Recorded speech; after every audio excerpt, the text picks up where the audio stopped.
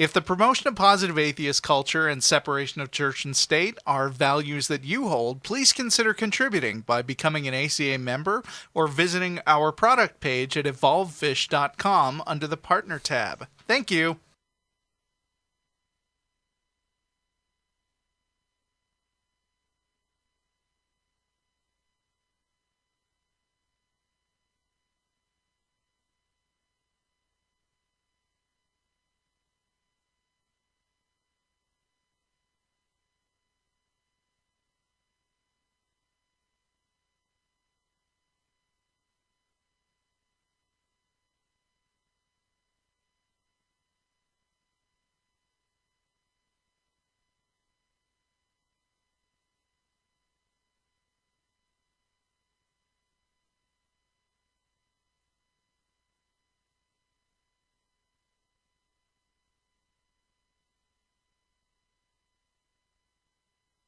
We're live. Hi, I'm Matt Dillahunty. Welcome to the Atheist Experience. I'm here with Jen Peeples, the president of the ACA, who was at Pride Festival representing us yesterday. Yes, How'd that indeed. go? Oh, it was great. All right. Yeah. This is a live show. We used to say live public access show, but we've moved out of the public access studio. We're here at the ACA Free Thought Library, and more about that. But you've got announcements that we need to get out? Yeah, I want to make sure everybody knows about our upcoming Bat Cruise, which is Saturday, September 26th. It's the last Saturday in September. If you have not gotten your ticket yet, go ahead and get online at our website. Go to the store. You can buy your tickets online, $30, and that also gets you into the lecture. So we're having a lecture before the cruise, as we always do every year. And our pre-cruise lecture for this year is Hina Dadaboy, Ooh, yeah. who is an ex-Muslim. And so that should be very interesting. I encourage everyone to go ahead and get your tickets early because there are a limited number of spaces on the boat. And in case you don't know, we charter the boat, so it's just us on the boat. You can bring food, you can bring drinks, including alcohol. It's family friendly. No glass containers, though. Actually, that's not a rule. I actually asked them last year and they said it's not a rule. Don't know where that came from. All right. Hey, note to Johnny I in the booth. I need to double check to make sure I'm booked for the Bat Cruise, and if not, I'll have to pay for that. So, yeah, this is a live show out of Austin, Texas, sponsored by the Atheist Community of Austin. All the rules have changed now that we left public access, and I wanted to make a couple of comments about what's going on and what the process is, and then we'll get right on to calls. So the guys in the production booth can go ahead and get Vernon on line 2 queued up. Public TV is dying around the world, and there are fewer places where you can do it at all, and of those, not all of them will let you do live shows, and of those, not all of them will let you do live shows with calls. And the internet is dramatically changing what people can do. The ACA purchased this building and set it up. One of these days we'll take a camera and go around the building and show you the actual library part, because it's awesome. Yeah. And there's a whole bunch of people sitting on the other side over there who are watching the show. Yay! Hey! And you won't be able to hear them, so I have to just take my word for it. And when we found out this was happening, we'd already done a little bit of preparation to try to make the show an internet-only production where we're live streaming. So right now we live stream over Ustream and YouTube. This may or may not change. And we had technical issues each week that we've done this. I think this is the 4th week or maybe 5th week. Yeah. And we've been working to try to fix this. One of the things is we set the show up very quickly in the span of a week. I was in here in the building almost every day, setting up cameras and video capture cards, and we have one machine for audio, one machine for video, and that goes through a mixer. It's a mess, and we're trying to solve and fix all the problems that public access studios kind of fixed over years. Yeah. Number of advantages to doing the show here. It's all our own equipment. We get to start when we want, end when we want. The show can run long. We can do special shows when people are in town. We greatly appreciate the patience that most everybody has demonstrated in dealing with this transition period. There's going to be technical glitches today, I can almost guarantee it. Yeah. There's probably one happening right now while I'm speaking. And we're going to keep working on it, keep making improvements. I'd like to get this to the point where, the production value is exactly, is better than we had at the public access studio. For those of you who aren't so patient, who are concerned that we are damaging our reputations by producing lower quality stuff, or that you just can't stand to watch the show because there's technical glitches, okay, watch something else. This is an entirely volunteer-run project. Nobody gets paid for this. We are donating our free time and lots of it to try to do shows that we think are value and that we enjoy doing. And I'm incredibly optimistic about this, and I think it's just going to get better. And we're very grateful for people who are patient, willing to deal with this transition. So have we got the caller on from line 2? Nope. We lost that one. Yeah, looks like he dropped off. All right, so we'll go Eric in Georgia. Get ready, they're calling you. So yeah, in addition to the Bat Cruise, there's a number of other things coming up that we can actually talk about now that we're not in the public access studio. Yeah. Like in 2 weeks in Dallas, Texas, there's ApostleCon. You can go to apostlecon.org to find out about that. Penn and Teller are going to be, the main attraction there, and JT Everhard and I will be doing a debate against each other, and I can't tell you on what, but it'll be a whole lot of fun, and we're hoping people enjoy it. Eric, you there? Yes, Hey, how you doing? I'm doing well. How are you? Pretty good. We're adjusting the audio so that our Yeah. eardrums don't get blown out. Oh, I'm sorry. No, it's not your fault. So you had a question for us. Yeah, first I wanted to apologize for We just lost audio Martin in here in the booth. and Russell. Can you hear me? Oddly enough, I can hear you through the speaker in the other room. Ooh, there we Whoa. go. All right, now we have audio back. Yikes. So there's those technical problems. Go ahead, Eric. Yeah. Everything's fixed now and will work perfectly for the rest of the show. I decree it. So I wanted to apologize to Martin and Russell because I called in last week, but I had to go do something. Sorry for making them wait. Oh, that's fine. So my question was about morality, and the first thing I wanted to say is that I watched a video with you and Anti-Citizen X about essentialism, Okay. and you guys were I basically agree with you that words are arbitrary and that like the way we assign references to what we're talking about is Sure. up to us. Words have usage. They don't have intrinsic meaning. We construct them, we use them, and they are labels that are pointers to a concept. And as long as you and I are using the same word in the same way, we're able to communicate. And as soon as that's not true, communication starts to break down. Yes, and I feel the same way about it. So, Then you're right. So before we even start talking about this, I wanted to make sure we like had our definitions about right and wrong down. So generally when I say things like right and moral, I generally mean intending to promote well-being and happiness and minimizing suffering and stuff like that. I don't know what you guys use. Yeah, I think generally speaking, I'm on board with that. I mean, when Sam Harris wrote The Moral Landscape, he's basically arguing for morality as synonymous with well-being. And one of the first challenges that people offer is that well-being is itself not well-defined.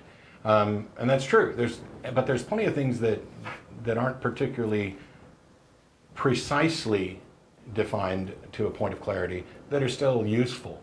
And what we tend to do is just go ahead and use the terms and have the conversation until we get to a point where, hey, wait a minute, one of us has a slightly different understanding or usage here, and then we kind of backtrack to figure out what that is. Yeah, and I generally think the same thing.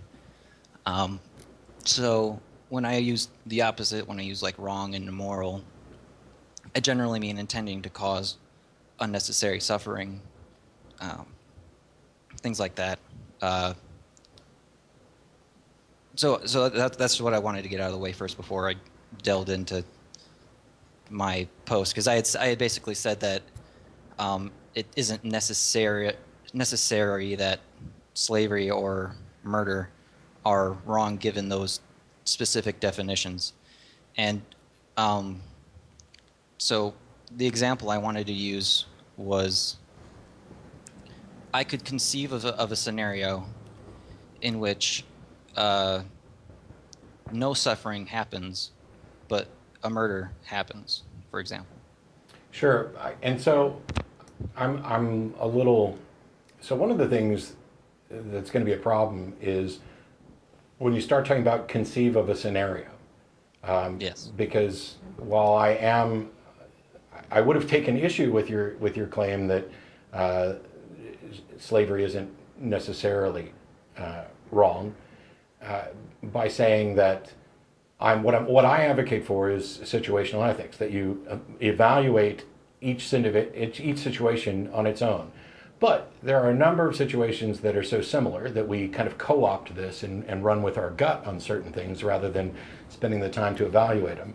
And there are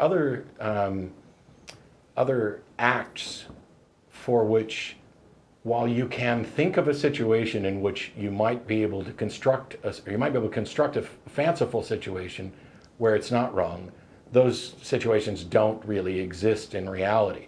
And when we're talking about morality and evaluations, we are always speaking in generalities. We're not saying that there's a moral absolute that applies to all situations. I advocate for moral absolutes within a situation, because within any given situation, there's a finite set of actions.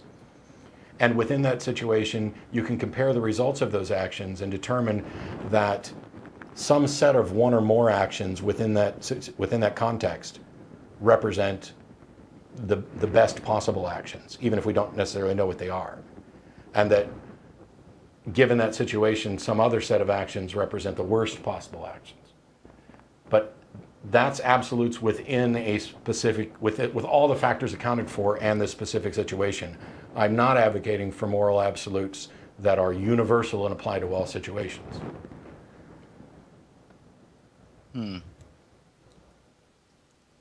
I think I probably missed a little bit of that, but Okay, well, I mean, you So- can continue. so I know it's just it's a hypothetical, but in this hypothetical, would that be wrong, or would we adjust our definition to include the possible murder of someone that doesn't cause suffering? Would we include that in our definition of wrong, or would we So first say of that all, it wouldn't be wrong? murder is a legal definition. Yeah. It is specifically defined as an unlawful killing. And so the type of situation you're constructing where killing someone may not necessarily be wrong would probably fall under the lawful killing, which would then make it not murder. So, I mean, just to get the words that might confuse the situation out of the way, the fact that you can think of a scenario where killing another human being isn't something that you or perhaps anybody would consider to be wrong doesn't have any bearing on whether or not it's wrong in almost every other situation. I mean, I can agree to that. I mean, like, I don't think people should go around murdering each other, but Good. I don't know. I can think of a scenario in which it's not going to cause any suffering at all, and that it has nothing to do with the law. You know, whether it's legal or illegal. I'm trying to, because I know the law isn't necessarily moral all the time. So I'm wondering kind of what situation you're conceiving of, so that maybe we can get a better grasp on it. Because, you know, I am a huge proponent of death with dignity and people's right to die. And so I could see a situation where you have killed somebody where this is actually what they want and it eased suffering and all of that, setting aside whether or not society considers it murder or immoral. I'm just kind of wondering, what's the scenario you're getting at, and what's the problem? Maybe it's that we're agreeing too much. Yeah. I could think of a scenario in which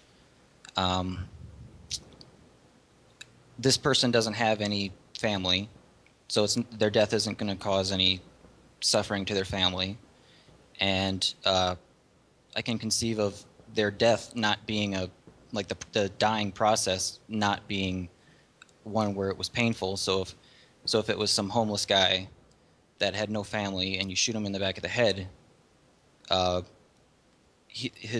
there's no suffering Okay, so that happens because of that. Still wrong. yeah, you're oversimplifying with this idea of suffering. Yeah. Because That might be it. You've ended this person's existence against their will, right? In your scenario. So one of the things that's problematic is that we're very often short-sighted. We are prone to seeing the benefits to us and weighing them far greater than the harm done to others. And this idea of suffering or avoiding suffering isn't the only factor. When you talk about morality in terms of well-being, you have taken an action that ended this person. It's directly in conflict with this homeless person's well-being for you to shoot them. So just because you've made it painless and picked somebody who you think nobody will miss, that person's life is still over. Their well-being has been eliminated. So I don't know how you could get to calling that moral. Well, I wouldn't call it moral, but I wouldn't have called it. It is based on my definition of wrong was very much based on suffering. So that's why this would be given my definition.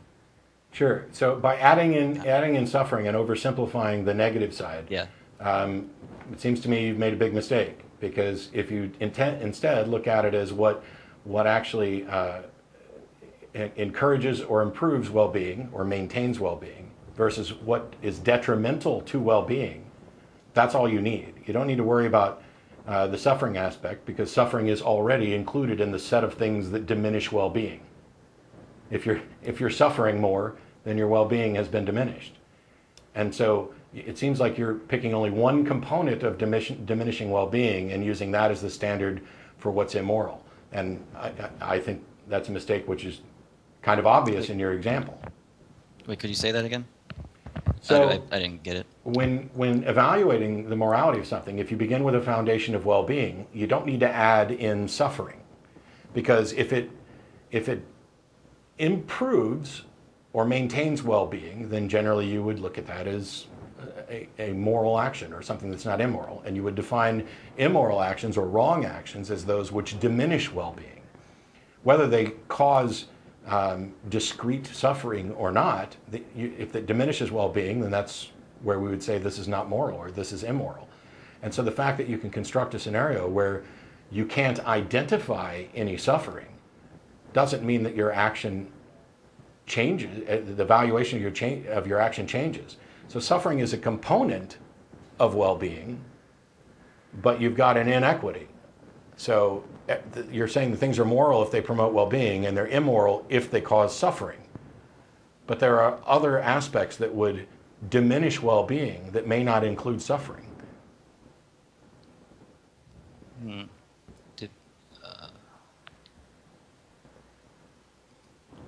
Okay. I think I understand what you're saying. Cool. So, one of the things that I watched was, do you know who Shelley Kagan is? Yes. Yes. I've actually got her book sitting on my piano bench right now, or one of them. Or no, Shelley. Sorry, I was thinking of somebody else. It's a he, and yes, I know who Shelley Kagan is. Well, I was listening to his lectures on Is Death Bad for You? And, so what generally what I'm kind of hearing of what you're saying is something along the lines of the deprivation account of like existing in a world where you have more pleasure than pain is good. Like if you end it, then you're not going to have that experience and enjoy it, right? Or am I misreading this? Well, kind of. I mean, when I talk about how we oversimplify things, and you can't see the full consequences of your actions. Oh yeah, I understand that. I would never take it into my own hands to try to go kill some homeless guy to try to make his suffering end or whatever, because I don't know. I don't have that ability. But I was just saying I could conceive of a scenario where it doesn't cause suffering, and and I don't see why that's relevant. Includes suffering only, then it would be a problem. So let me give you an example in the case of a cancer patient. Okay, so the cancer patient goes in gets a diagnosis, it turns out that it's aggressive and they don't have that long to live. But if they take the chemo, it'll buy them a few more months. So the cancer patient agrees to undergo chemotherapy knowing that there's a certain amount of suffering associated with chemotherapy. Is it wrong for the doctor to administer chemotherapy knowing that it will cause this patient pain and suffering? And I would say, is it wrong? Is it wrong to administer the chemotherapy? Correct. To save their life? Well, it's not even going to save their life. It's just going to buy them a few more months.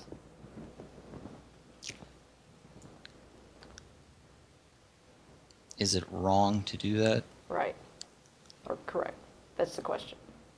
It's about oversimplifying suffering. You could take and say, hey, is it wrong for me to take a knife and cut your throat? And that causes suffering. And the intuitive response is, yes, that's wrong. But what if I'm giving you an emergency tracheotomy? Right. So you can't simplify things as far as you'd like to. And so that's the point of this. I mean, if the patient wants the chemotherapy, understanding that there's going to be a certain amount of suffering associated with that, then it's not wrong to administer the chemotherapy. It'd be wrong to deny it. Right.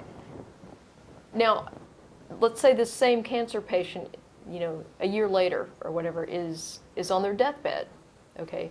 They have a few days left to live at most, and the doctor comes in and you're the family member and they're asking you, because the patient has given you the responsibility for deciding what to do at the very end here. This patient is in a lot of pain, and the doctor says, look, we can put this patient on a morphine drip and end the pain. However, it will shorten the patient's life. By how much, we don't know, but it will, administering this much pain relief will shorten their life somewhat. The patient has already expressed a desire not to be in excruciating pain at the end. So is it wrong to administer the morphine and almost certainly shorten that patient's life? Or would it be wrong to withhold the pain medication? Because administering the pain medication will probably shorten the patient's life. Yeah, I think that's one of those things where you have to decide whether you want to live long, and it's up to you whether you want to live a long and somewhat happy life, or to a very short and very happy life. It's up to the individual to make that. And this is the whole point that Jen's getting to, is that in her scenarios, what you're essentially evaluating is well-being. Right. And a factor of well-being is personal autonomy and making decisions about one's life. And when you add in this component of suffering, which can be a factor of well-being, but not all, the fact that there's some suffering doesn't mean that you've necessarily diminished well-being. You might have actually improved it overall, short-term suffering versus long-term, et cetera. So it's basically just another way of saying that when you're doing this, if you try to get to suffering and avoiding suffering, you've already narrowed the field more than you probably should. And while people can complain that well-being is ill-defined, that's fine, because that's what we're working on.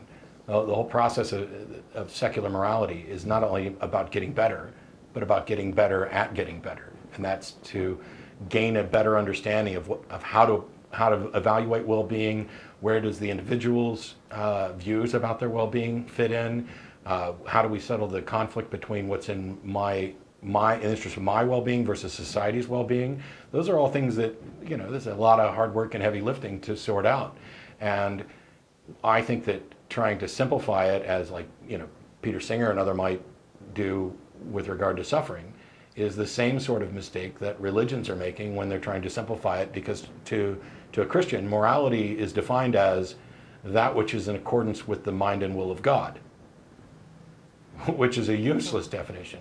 And by the way, a quick apology to Dr. Kagan. I watched a lecture from him probably 2 weeks ago, and I also have Susan Hack, or Hawk, I'm not sure how to pronounce her last name, her philosophy book, where she's basically advocating for found-herentism, and it all happened at the same time, so I confused the two, but yes. I tell you what, though, Eric, so feel free to email TV at atheist-community.org, or contact us in some other way, or call back on another week as we think more about these subjects and everything else, but we're going to move on to some other callers. Okay. It's nice talking to you. Thanks. All right, Bye-bye. thanks. All right, bye. Yeah, we'll go ahead and queue up Mike in Fredericksburg, if you would. Yeah, and by the way, the person in the position of deciding for a relative about the morphine drip or no morphine drip was me. It was my mother. She was dying of cancer. She had already tried to kill herself. And the one thing she had expressed over and over again was that she did not want to die screaming in pain. She was in tremendous pain, and the doctor came in and said she was no longer able to push the button to administer morphine. And so the doctor came in and said, "What do you want to do?" I said, "Put her on the morphine drip. Make sure she's in no pain." It's kind of one of those, there's a lot of decisions that we make, for example, when we're talking about religion and family. Greg Christina's got a book out on death and dying and grieving and dealing with that, without a God. But, I'm often asked, well, you run up against family members who have these God beliefs. What do you do? I mean, do you point out how silly they are or why you don't believe? Do you get in arguments? And the answer is it depends entirely on the situation. Most of the time, I don't engage in those conversations with family members because we already know where the other stands, and there's been a demonstration that further conversation is not likely to be very productive. Right. But if I'm at my grandmother's deathbed, and she's talking about how eager she is to be out of pain and go on to Happy Land to be with Jesus, I'm not going to sit there and tell her how I think she's just going to die and cease to exist. I'm not going to tell her that I don't think her religion's wrong. And I may, in fact, lie if it's her dying wish that I come to Jesus. I may, in fact, lie about that. Yeah. Why? Because the potential harm of that, of letting her die with what I think is an apparent delusion, costs me nothing.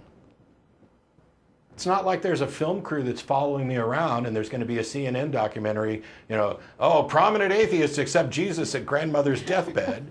And even if there was, I can give this exact same explanation. I lied. And I lied because that's what made her happier as she was dying. Why would I want to cause her more pain with what she's going through? I don't know what I would do in that situation, but I think it might be something similar to that. But Mike in Fredericksburg, thanks for waiting. Can you hear me okay? Yeah, we hear We you. can. Okay, long-time listener, first-time caller. I got to say, I really like you guys, and I'm kind of annoyed with you at the same time. Reason being, when I first started listening to you guys years ago, I was very much a fundamentalist Christian who took the Bible completely literally, very much indoctrinated into Christianity from a very young age, extremely religious family. And the more I listened to you guys, the more valid arguments you were making, the harder time I had holding on to the literal translation of Scripture. And at this point, I self-identify as an agnostic. We can fix I'm that not too. Quite, Yeah. can you hear me okay? Yeah, I was just saying we can fix that too, but I was mostly making a joke. Oh. Well, I'm not quite ready to self-identify as an atheist yet. Although, Do you believe in we'll God? see where. What's that? Do you believe there's a God? I don't know. You're probably an atheist. But I want to say yes, but I can't reasonably justify it. I say yes because, just to be blunt, I've been indoctrinated into it so long. It's very Right. hard Sure. for me to let go of the concept of there not being a God, or it's hard to let go of there being a God. Put it Yes. that way. that's absolutely normal, and it differs from person to person as to how difficult this is. And there are people who try to stay in some fictional middle ground between I believe and I don't believe. There is no such place, but they try to stay there and some of them manage to stay there for a long time. But you had an actual question, and I want to make sure we get to it. Yes. I've been at that point for about a year, just FYI.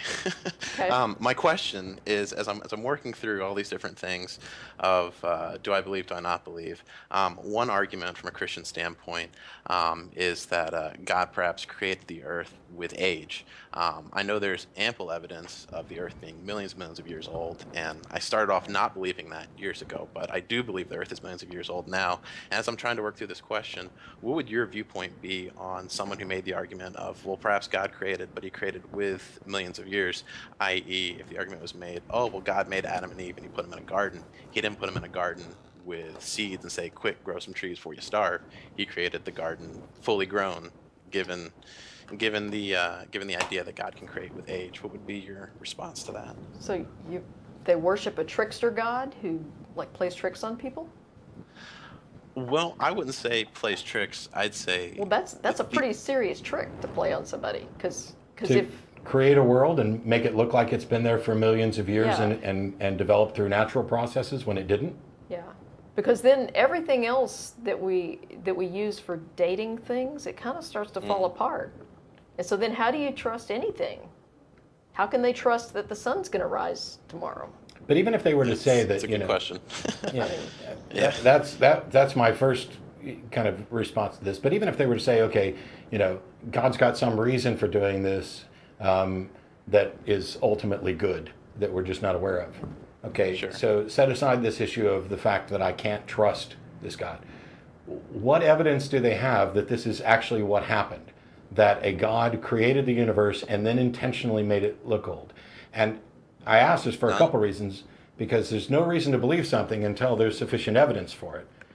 Right. But the solution that these people are proposing is adding more unbelievable things. So if you said, hey, there's a God who created everything, that's one level of problem that you would need to provide evidence for. And now they're adding to it, saying not only is there a God who created everything, but this God intentionally created everything and made it look like it wasn't created, which adds another layer of complexity to the entire issue.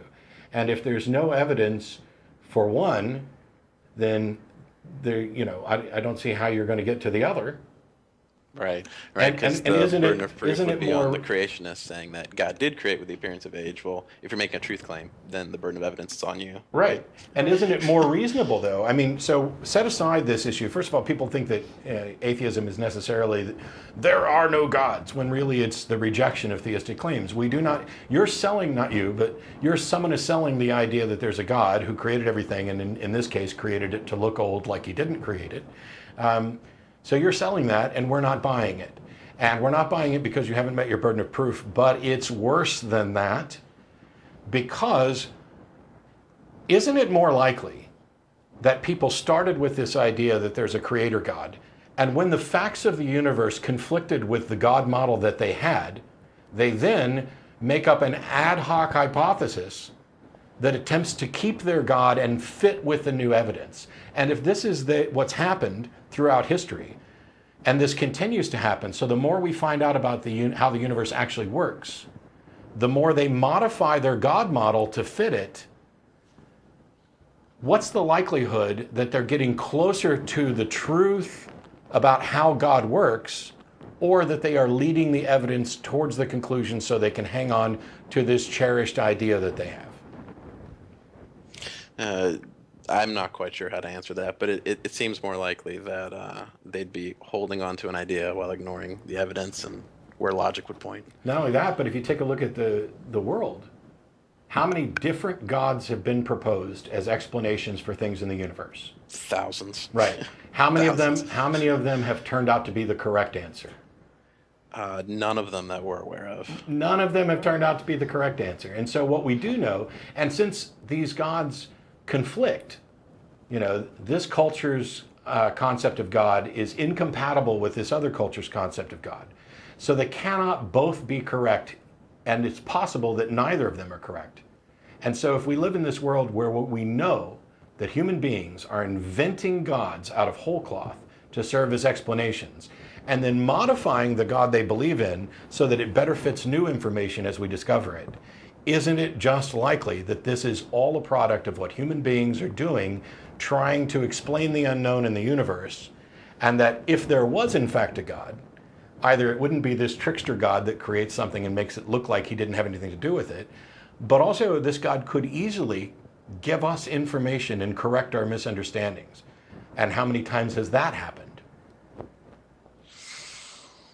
Outside of the life of Christ, where some could argue that. Why would you say outside of the life of Christ? There's no demonstration that that's God giving any more information than it was for Moses or Krishna or anybody else.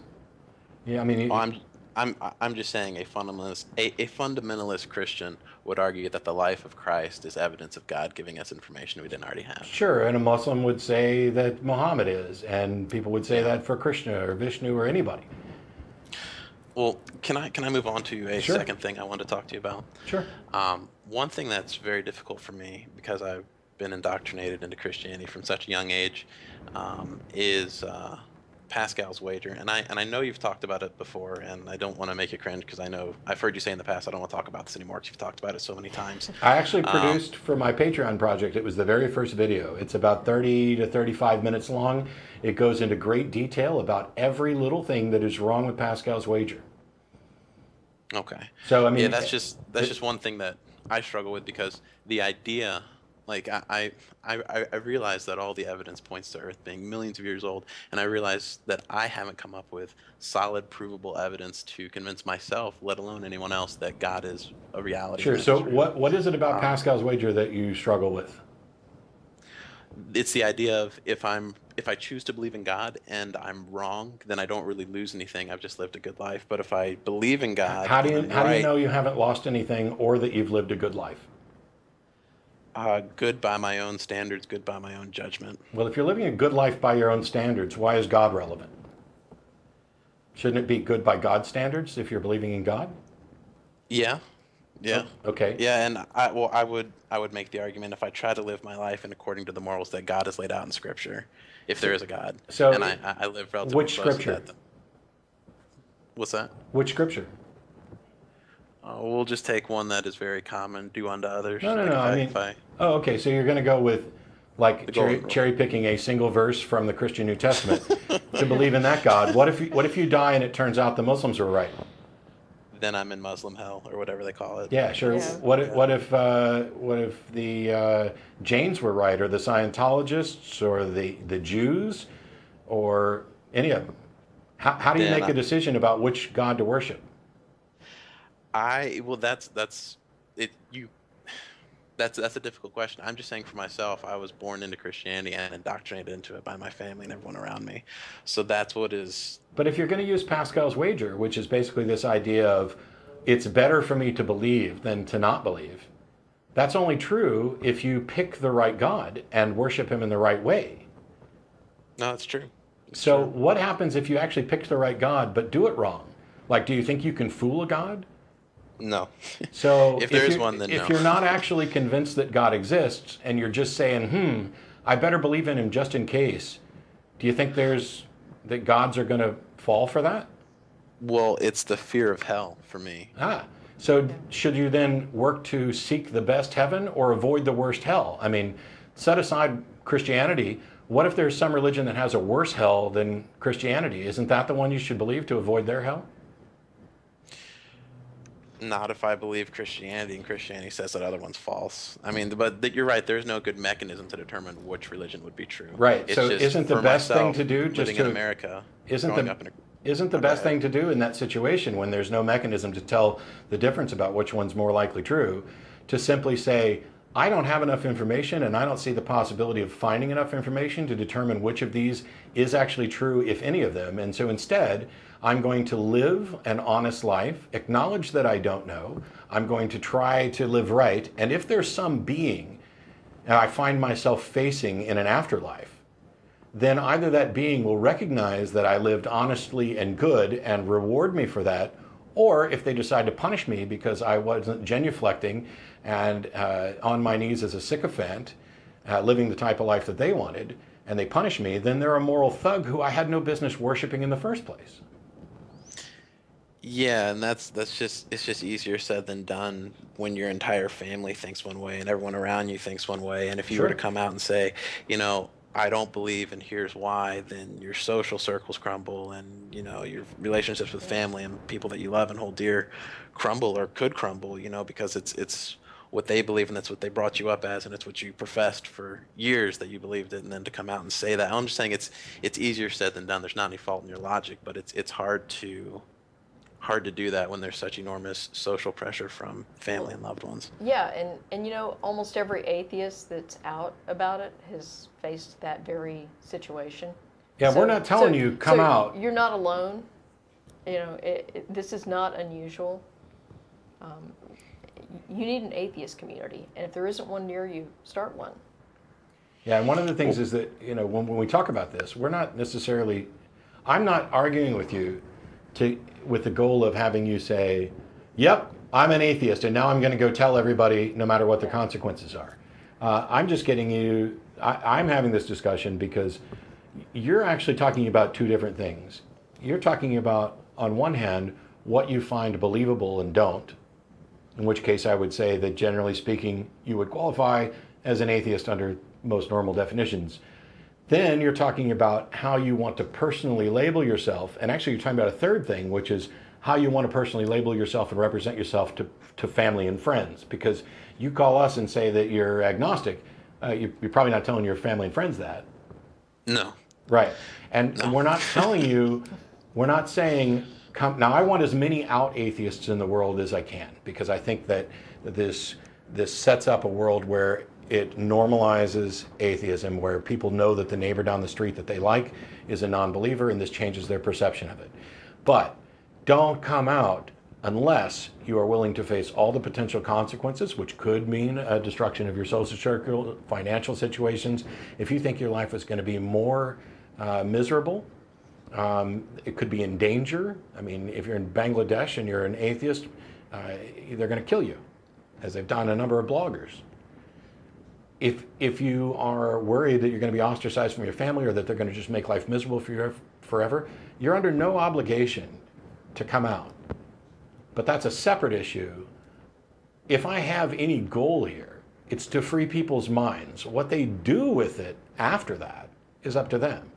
So if you're acknowledging that under normative use you'd be an atheist, you don't believe that there's a God, you don't find any compelling reason to believe this, and then you have a comfort level where you want to identify with some people as an agnostic and with other people as a believer, that's all understandable.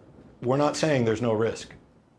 Well, to go with the definition of atheist being, is there a God? The answer being, I don't know, then yes, I would fall under that. But what I'll say is I really want to believe in a God, because it would make so many things a lot easier. And I'm trying to look for any evidence that I can find, and any path I've gone down to look for evidence I'd really has like been to destroyed find by out. rationality. I'd really like to find out that the lottery ticket I bought was a winner. I mean, I really wish that that was true.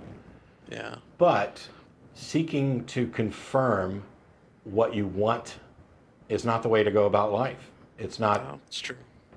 It is in fact more harmful, because you are then creating thought processes that result in false beliefs, things that you don't have any reason to believe are true. And those things don't live in a vacuum. The process by which you evaluate God might be how you evaluate investing your money. You know, if some con artist comes up to you and tries to sell you a bit of goods, and they use a version of Pascal's wager, which convinces you that you've got nothing to lose from investing your money and everything to gain, and you've bought into this idea of Pascal's wager that, well, you know, this is the culture I'm in, and so this is the best bet, that's how you're going to end up broke. But I appreciate the predicament you're in, and that you're willing to think about it and evaluate things. And it's a process. It takes a different amount of time for different people. Not everybody gets there. Yeah. It's not an easy thing to do for a lot of people. For others of us, it was far more important for me to be appreciated for who I am, and to honestly be who I am to everybody. And Jen has famously said, and I've quoted her a gazillion times, that you're family when you act like family. Yeah. And I don't care that much that I happen to be blood kin with someone. Jen is family. Right. More so than many of the people who are relatives to me. And I think it's a sad testament to the culture that we tend to live in, that we prioritize the fact that we're blood related to someone over whether or not we have something in common with them, whether or not they're willing to respect us and appreciate us for who we are.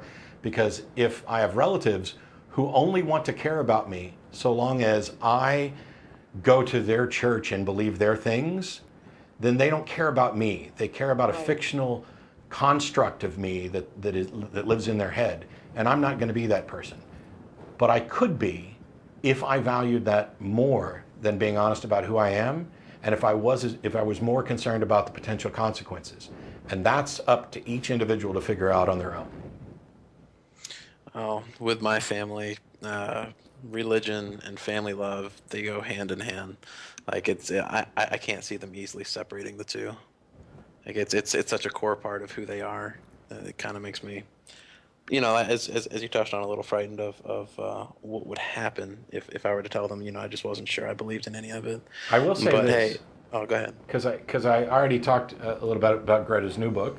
Yeah. But Greta's previous book was about coming out and the consequences and why. And one thing that she points out is that collecting over 400 stories of atheists who came out and what their experience was like, only one of them actually regretted it. Some of them went through some incredibly difficult times. I went through difficult times with my family and other relatives, and it moved on. We'll never get back to the old normal, but there's a new normal, and things were not nearly as catastrophic in the end as what I had predicted. There was only one of all the people she interviewed who legitimately wished they had never come out. For most people, it doesn't end up as bad, but you know your family, and you'll have to make the decisions on your own. Well, Matt, I want to thank you and Jen and all the hosts for what you guys do and what you've done for years now. Because, like I said, when I started listening to you guys 3-4 years ago, I was very much a hardcore literalist Christian who thought the Earth was 10,000 years old, and it wasn't because I was stupid. It's because I hadn't been exposed to good arguments against it. Yep. And you guys have had me thinking for years and self-questioning and researching for years, and I hope to never stop thinking and trying to figure stuff out and say what makes the most logical sense. But like you said, it is a process, and it's not something, after being in the religion for like 25 plus years, it's not something that I can easily have myself walk away from for me personally, but it's something that I am drifting further and further apart from. I'm just not ready to say that I completely turned my back on it, because it's a personal process and a personal struggle, and there's personal thoughts of, oh God, if I'm wrong and I'm in hell, then that's going to be terrible. But then I ask myself, do I have any rational reason to believe in that? Like we were touching on, and the answer is no. How much time have you spent worrying about some other religion's hell? None. Yeah. What's that tell you? That I wasn't indoctrinated into that religion and don't really care about Indoctrination is a powerful thing. I know people who've been atheists for 50 years who will wake up in the middle of the night with nightmares of hell. They don't believe that it's true on any intellectual level, any cognitive level. But this is true in other areas as well. Like, I don't believe in ghosts or spirits or any of that stuff.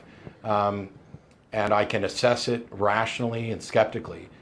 But if you take me and you put me in a dark, creepy, quote-unquote haunted house for the night, I can't guarantee you that I'm not going to get creeped out by noises and other things, because there's another portion of our brain that doesn't care what you intellectually understand. It operates based on feelings. And when you have been indoctrinated into, the weirdness and a fear of the unknown, your brain can manifest fears that you know are irrational.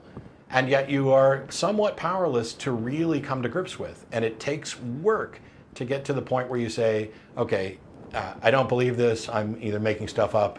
So don't beat yourself up over it too much. And I wish you luck, and I hope that whatever you decide, you end up having a happy, productive life. Thank you. Thank you very much. Thanks, and Mike. I'll call you guys back if I have future questions or thoughts to discuss in the future. All right, please do. All right, have a good one. Thanks. Cool. Well, we'll go ahead and cue up Chris in Oklahoma. I like this because for us, well, I'm speaking for both of us. I did not come out as quickly as I perhaps should have. I'd already been doing the TV show before most of my family figured out. But it was a fairly easy decision and fairly painless. It was, I'm going to live my life this way. Yeah. And for other people, that's not the case. Yeah. So we're not all the same. Chris in Oklahoma, thanks for waiting. Hey, how you guys? Hi. Doing well.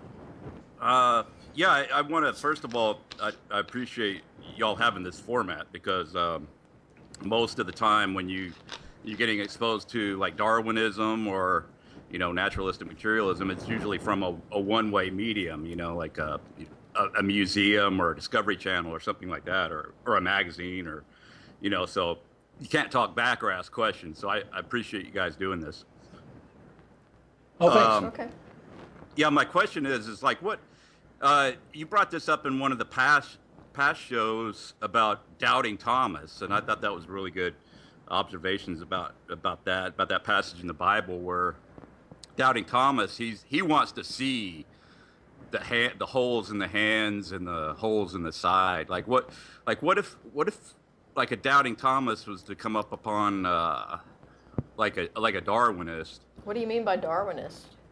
Well, somebody who believes, that one animal turns to another and everything came out of the, So primordial someone soup, who accepts 4.5 evolution billion.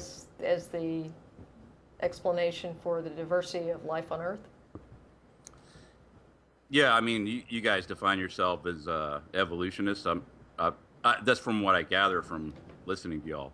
I normally don't end up using that label because evolution is just a fact. Yeah. And then there's the theory of evolution by natural selection, which is the model that tries to describe the facts of evolution. Yeah. It's not. I don't tend to use it, just like I wouldn't call myself a germ theorist. Okay. Talking about the germ theory of disease, or I'm a gravitationalist. I mean, this is just science. But let's say like I'm doubting Thomas, and I mean, there's I understand there's all kinds of stuff that's out there that's presented as facts that Darwinian evolution is true. I understand that there's tons of stuff like what brand of floor wax you choose. It's like, oh, that's evolutionary marketing, and then that's proof of Darwin. I have no idea what that last sentence meant. Yeah, and so why do you keep throwing Darwin's name into this? Well, I mean, it's just a kind of a handy label, I guess. What would you prefer? It's an incorrect label because the theory Okay, has what would you changed. prefer? The theory has changed significantly since Charles Darwin proposed the Neo-Darwin? model. Okay, It's so just evolution. It's just evolution. Evolution. Okay. Theory of evolution. Let's say evolution. Okay, it happened, and and let's say Yes. I'm a doubting Thomas type, and Okay. I believe in it's an extraordinary claim. It's an extraordinary claim to state that new information gets into the genome through a purely random process, and I want to see proof. I want to stick my hands on the side. I want to put my hands in the nail. What would you suggest to me at that point? Well, I'd start off at many of the websites that are devoted to teaching evolution in simple terms. Princeton's got the philosophy one. It's Berkeley. It has a really good evolution site. There's also talkorigins.org. But there's a number of really kind of straightforward explanations. If you want something that's kind of like, the hole in the hand type thing, then I would take a look. Direct observation. I would take a look at Ken Miller and what he's talked about with regard to chromosome 2, the fusing of chromosome 2, and how we've determined that actually happened, because that, along with, for example, Francis Collins, who's the former head of the Human Genome Project and is an evangelical Christian and yet accepts evolution because of the scientific evidence from DNA, and along with Ken Miller, specifically chromosome 2 showing the fusing that demonstrates conclusively we are great apes. The fusing that took place in chromosome 2 and how they identify it. And then you can go on from there to talk about the observations of speciation, which some creationists want to just say, well, it's still the same kind, but kind has no value in science. And under the definitions of speciation, the only real objection that anti-evolutionists can offer that puts a real problem for evolution is to say that we live in a young universe. Because the key to evolution is time. The key to diversity is time. And so that's why you have, Ken Ham and others who are advocating for a young Earth. They see the Earth as 6,000 to 10,000 years old, and if they were correct, then the entire model for evolution would crumble if the Earth were young, because there's not enough time there to do anything. Absent that, but everything that you've given me so far up to this point is just merely a claim. I mean, I know that you could. I mean, because if you're pointing me, maybe go on Talk Origins or something like that. So I go on. I've been on Talk Origins, and they'll give you a citation of, like, say, a peer-reviewed paper or something like that. But Right. that's merely a claim, and that's tantamount to Jesus telling doubting Thomas, well, you know what? You're not going to look at the holes in the side. You're not going to look in the holes in the hand. Just go read the law and the prophets, and then, you know, once you read up, and then you'll understand. And then that's a really good analog to what a Darwinist, or I'm sorry, but whatever you guys call yourselves, will tell a non-believer or skeptic. You say, well, just go read, and then you'll, you know, if you're smart enough, or if you have enough on the ball intellectually, then then the weight of the argument then will kind of wash over you, and then you'll become a believer. So- I mean, so there's- all the parallels to Hang on. religion is Hang very on. striking at that point, I think. Hang on. There's two issues here. First of all, that there's a claim, okay? And the second is that you hear the claim and you don't know how to evaluate the evidence. All right, so there's something we all Well, have I'm not going to get to evaluate the evidence at all. I have to Why take not? it through a Why third not? party. Why not? No, Why no, not? no. No, because in every peer-reviewed paper, they're going to describe the methods they used to make Okay. this discovery, to carry out whatever experiments or anything that they had to do in order to come up with whatever it is they're claiming here. I mean, the Yeah. people who go to college don't just read a book and say, "Oh, Right. these dating methods are correct." You can actually test these dating methods. Yeah. You can also investigate fossils. You can also look at the DNA. I mean, this is not just a claim to say, "Oh, here's chromosome 2 and it fused." They're not just making a claim, they're providing you the guys evidence. are- Hang you on, guys- hang on. They're providing the evidence and their methodology for examining and why they reached this particular conclusion. And this is all available for anyone to investigate. Granted, you might, have to have access to research facilities to be thorough, but that's the reason that science goes through this peer review process, because the bulk of science in the modern world is an attempt to disprove something else. And it gets us towards a more refined model that doesn't claim to be true or absolute. They're all probabilistic models that are tentative based on the evidence.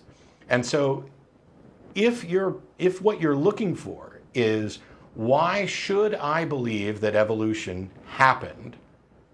The evidence is out there in overwhelming quantities and is available for claims people. of evidence. No, Claim- the actual claims evidence about- is out there. Claims about observations. No, wait a claims minute. about That observations. gets to That's exactly. Not, I'm No, doubting Thomas. I want to stop, see. I want to put stop. my hands in the. I don't This- believe that you want to see. I don't believe Yeah. that you want to investigate, because when we tell you where you can go and what you can do to actually investigate, you just want to say those are claims. It's not just a claim.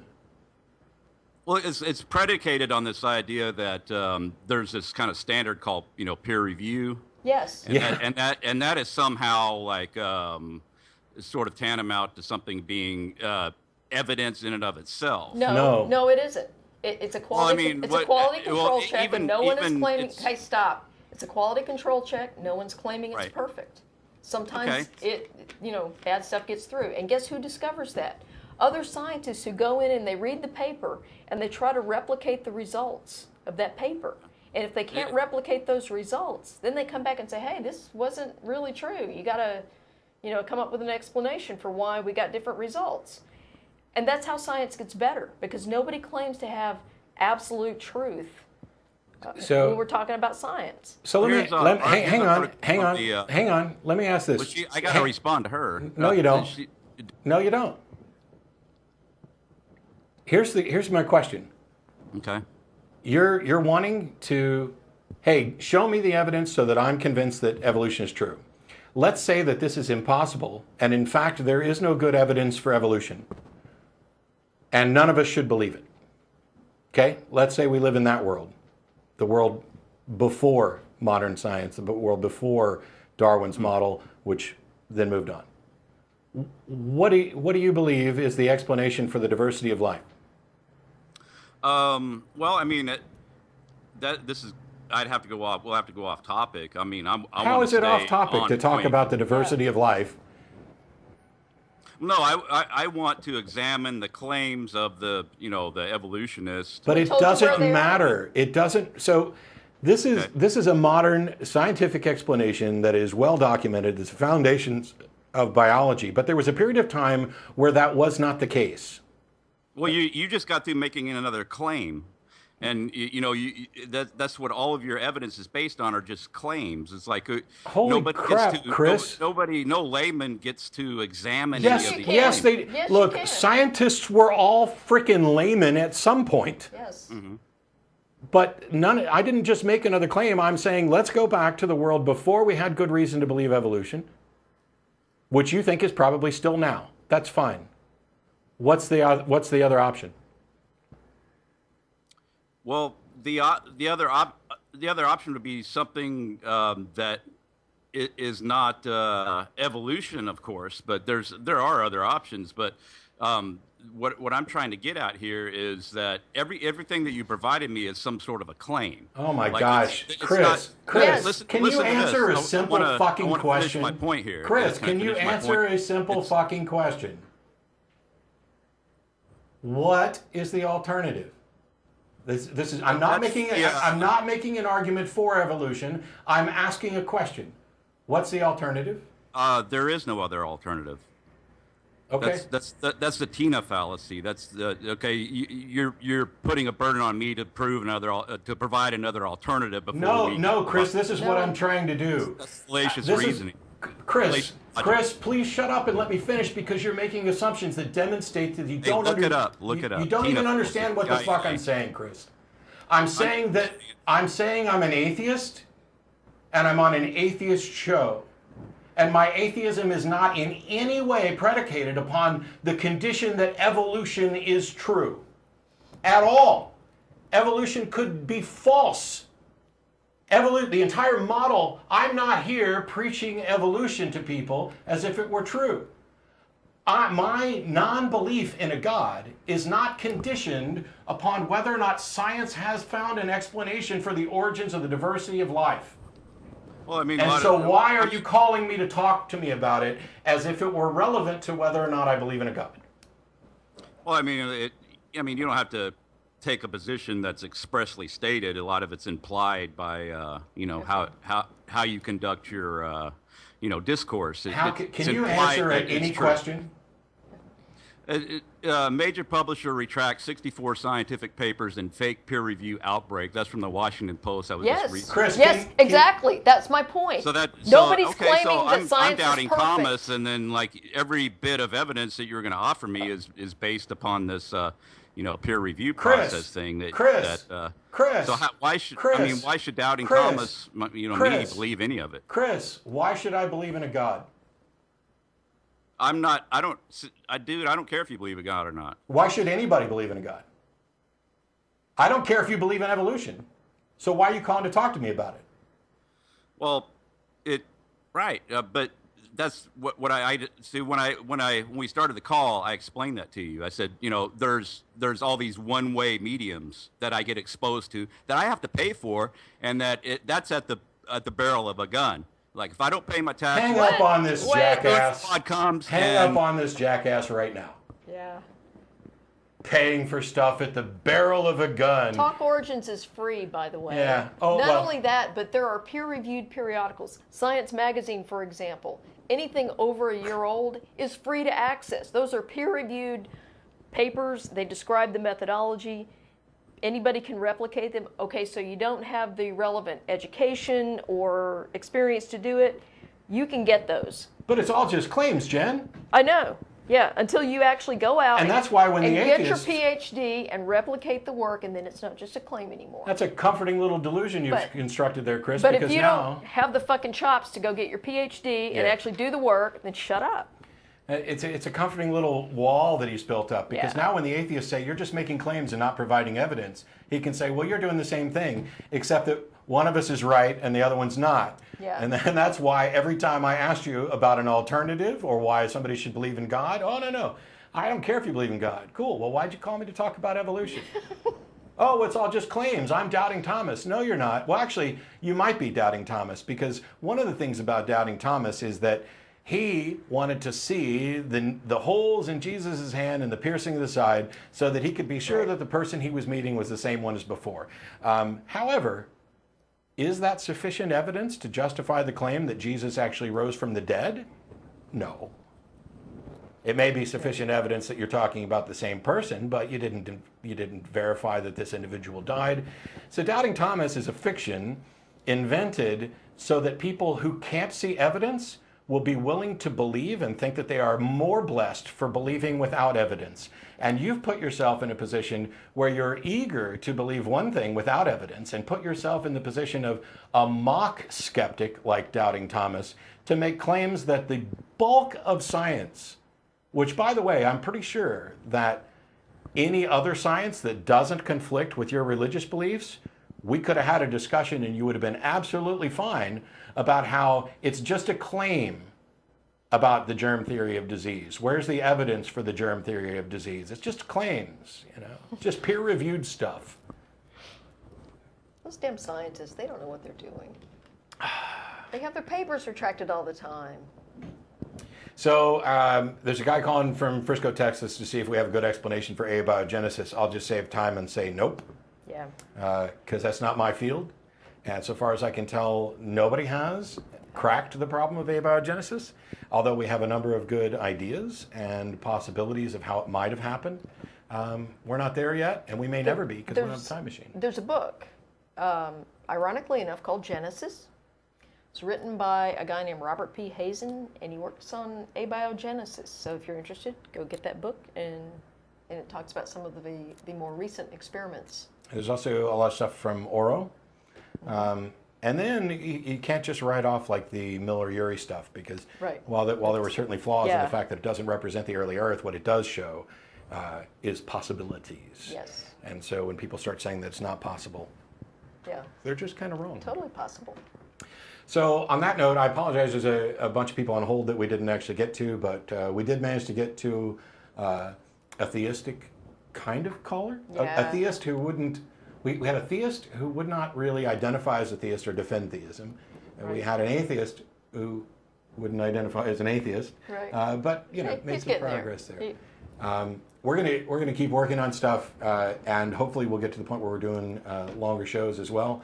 My apologies to the people who are waiting, but I think we're gonna wrap it up here. Yeah. Don't forget about the Bat Cruise. Yeah, the Bat Cruise. And I had one other thing, because something came up, and you actually asked a really good question right before the show. That now that SCOTUS is ruled and we have marriage equality and everything, why do we still need to keep on pushing, right? Why do we still need pride? Well, I'll give you my explanation here. By the way, my question was facetious. Yes, I know. I was not being serious. Matt's a huge fan of Pride. He always has a great time at the Pride Festival. So one of the things that happened years ago after Roe v. Wade is that the people on the forefront of reproductive rights in this country, I think, always understood that there were opponents out there, they were religiously motivated, and they were very committed to ending abortion. I think the general public didn't grasp the seriousness of that threat to reproductive rights. And so now we're seeing a lot of attacks on reproductive rights, and it's primarily women's reproductive rights, from a very well-funded, very well-organized, and very committed religious right anti-abortion opposition. And those very same people are also equally committed to being very anti-gay. We have them, they still have great funding, they've got their own media productions they put out there, and they're very well organized. And they're still out there. So if we take our eye off the ball for even 1 minute, they will start encroaching on these rights once again. We fought too long and too hard to get where we are to lose anything. So we've seen something similar with the secular community, where if you go back to the 19th century and you've got Robert Greene Ingersoll, speaking at the Republican convention and having debates in newspapers, and it seemed that we got it in our head, oh, we've got this religious thing beat, we'll just let it fade off and let the peons keep their little, and then it backfired spectacularly in the 50s.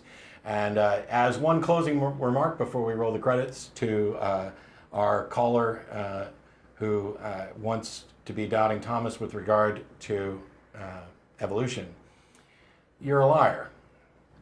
You may not realize it, and so I don't want to say that you're intentionally being deceptive, but you're a liar in the sense that I know you cannot be serious about actually understanding this, because if you were, you would not have called an atheist show with two non-biologists on it to give you the evidence for evolution. Instead, you would have gone out and talked to the actual experts who overwhelmingly accept this as the cornerstone of biology. And if you were serious about learning or understanding, you would have done one of those things, but you weren't.